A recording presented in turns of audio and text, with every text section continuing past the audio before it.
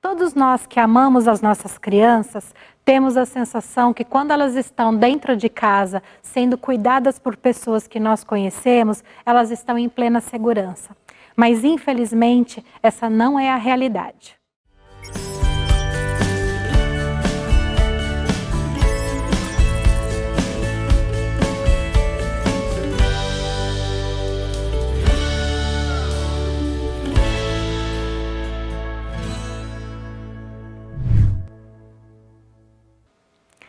Pensando nisso, o mês de maio foi escolhido como um mês para a gente discutir um pouco a respeito da violência sexual contra crianças e adolescentes.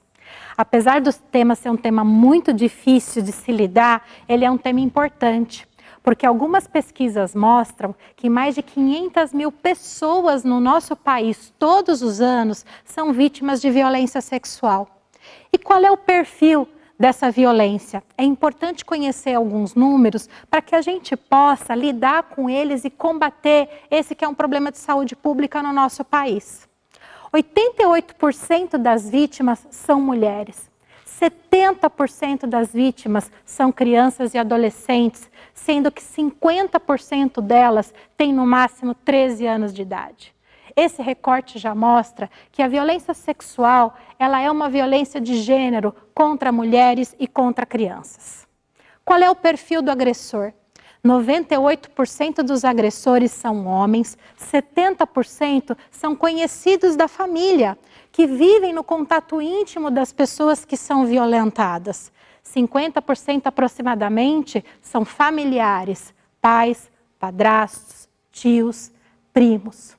Quando a gente olha o local da ocorrência, é muito comum que ela aconteça dentro do domicílio, durante a semana, de segunda a sexta-feira, em horário comercial. A maioria das violências acontecem entre meio-dia e meia-noite. Nos outros casos, a via pública é o outro local, principalmente quando a mulher está se dirigindo ou voltando do seu trabalho e a criança e adolescente do seu ambiente de estudo. Esses dados são assustadores, porque eles mostram que a violência sexual acontece dentro das nossas casas por pessoas conhecidas do nosso convívio. E como é que a gente combate esse tipo de violência? É extremamente importante entender que a criança precisa entender, reconhecer que ela está sendo vítima de algum tipo de abuso. Para isso, educação dentro das nossas casas, educação dentro das nossas escolas, para as crianças reconhecerem que são vítimas de violência e reconhecerem principalmente quem é o adulto confiável a quem ela pode se reportar. E as mulheres também precisam reconhecer quem são os serviços aos quais elas podem reconhecer. Esses dados nos mostram também que apenas 10% dos casos de violência são reportados às autoridades policiais. Existe muita subnotificação, as pessoas não denunciam a violência. Por que não denunciam? Primeiro, por vergonha. A violência sexual, ela tem uma vergonha embutida muito grande por parte da vítima. Segundo, por uma culpabilização.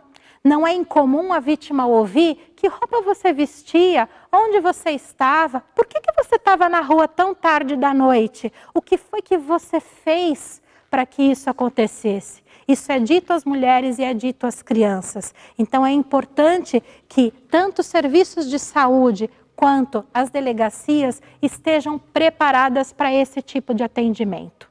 Outra coisa que dificulta muito a notificação é o medo que a vítima tem. Se nós considerarmos que 70% são crianças e adolescentes e que a maioria do agressor é do convívio social, essa criança, esse adolescente sabe que o agressor sabe onde ela mora, sabe onde ela vive e que ele pode voltar.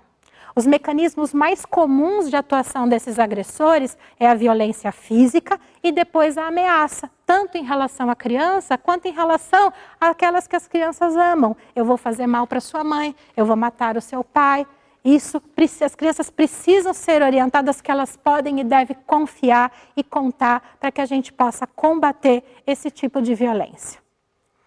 E se a violência acontecer, como é que a gente faz para perceber? É importante que os cuidadores, os professores estejam atentos às mudanças de comportamento, à agressividade, né? Há mudanças importantes do comportamento da criança no seu dia a dia. E na menor sinal de dúvida, na menor dúvida, sentar e conversar com a criança. Se acontecer, na nossa cidade, em Botucatu, o Hospital das Clínicas está à disposição 7 dias por semana, 24 horas por dia, com uma equipe preparada para acolher sem qualquer tipo de julgamento.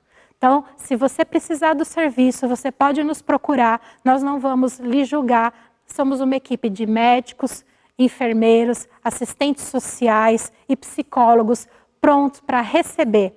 Por que nós somos uma equipe tão grande? Porque as consequências da violência são muito grandes, tanto físicas, quanto psíquicas, quanto econômicas. Existem as lesões causadas no corpo físico, tanto pela agressão sexual em si, quanto pela violência utilizada para cometê-la. Isso pode, inclusive, levar ao óbito. Você pode passar para a criança uma doença sexual transmissível durante esse ato de violência sexual.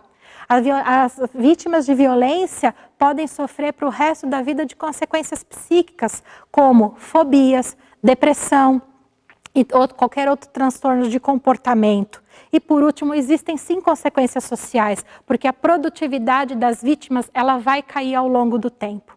Para isso nós estamos lá, para lhe receber e para cuidar da melhor maneira que você precisar.